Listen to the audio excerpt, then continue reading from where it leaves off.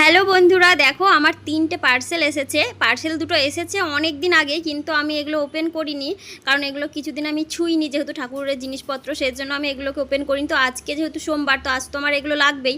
আমি স্নান করে চলে এসেছি।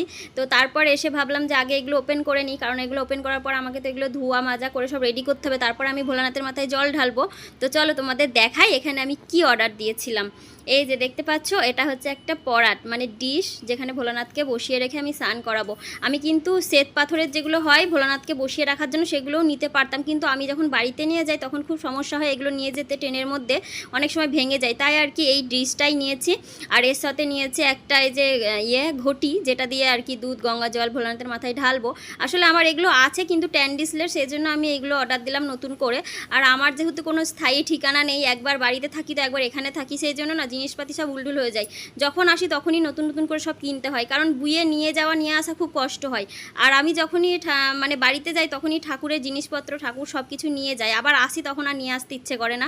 ঠাকুর নিয়ে আসি কিন্তু জিনিসগুলো আর নিয়ে আসা হয়নি, তো সেই জন্য এবার নতুন করে অর্ডার দিলাম। এখানে ঘট, প্রদীপ আর একটা ডিশ।